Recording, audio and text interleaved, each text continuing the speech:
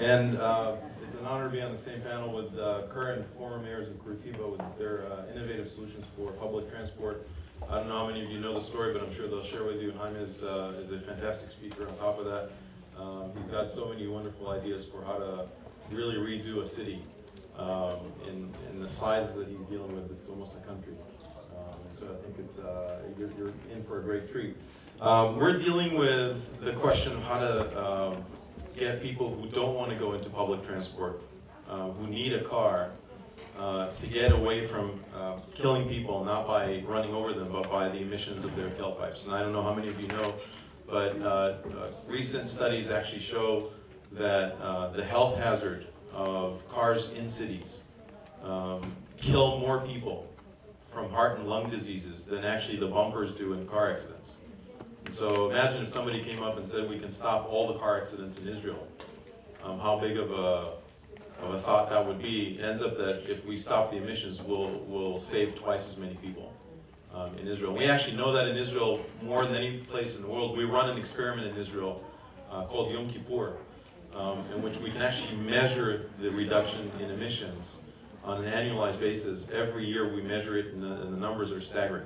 Now, transport in cities has always been a fascinating problem to solve. I don't know how many of you know, but the average speed in London in 1800 of a horse and carriage was met again in the year 2000 by cars. So basically, transportation, no matter how much you try, if you actually improve a city and it becomes vibrant, it always gets congested as a result of growth in the city. Cities that function well sprawl, and as a result of that, they get more people who come from the suburbs to drive into the city. And the biggest issue we have today is not urban driving; it's actually suburban driving that gets into the main city, and you can't stop that. Suburban drive has always been a main issue. We see it in taxis, we see it in commuters, and a big part of the solution is actually not to stop driving, but to stop the damages of driving. When we're looking at these issues, one of the things that we see is mayors actually have a list of problems that they have to solve. The first thing they have to provide their citizens is survival, clean air. And if you kill your people, it's not a good way to increase taxes long term. And so we actually are solving primary problems in cities. We add to that the change that happens mostly on the outside arteries that come into the city. And if you look at most cities, the central urban sprawl, the downtown area is always vibrant. It's the young kids, it's the 20-someths that come in. They don't want a car, they actually don't care about a car. And we see it in the biggest metropolitans. Tokyo, for example, less and less people own a car, don't even know how to operate a car. Same in New York, most people don't actually own a car. The problem starts on the outside, and as you get to the outside of the city, the outer rings of cities become decaying, and the main reason is those are the areas where the main arteries from the suburbs come through into the cities. And what you see are these 6, 7, 8-lane roads that emit noise and pollution in deadly amounts in which people just don't want to live next to them.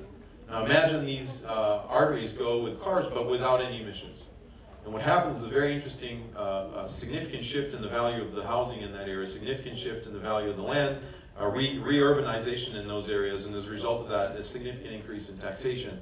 And you can see, imagine Jerusalem with the main arteries actually become desirable, not ones that you want to move out. The taxation effect on the city is fairly significant.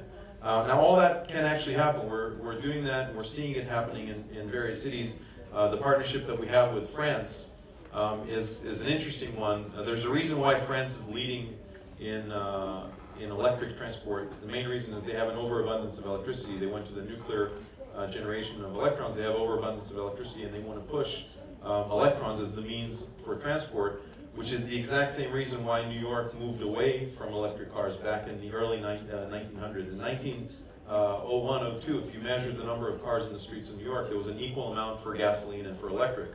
But at that time, it was the invention of electricity. New York was the center of that. Edison put the network in there, and they ran out of electrons.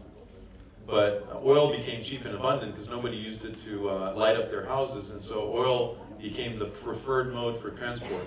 It's the abundance of energy that pushes people to use that for commute, and I think if Jerusalem today moved into, with the announcement we're making today about Jerusalem becoming our main pilot in Israel, I think that would demonstrate to the rest of the world how you can start something here, close to God, and then take it out to the rest of the world. Thank you very much.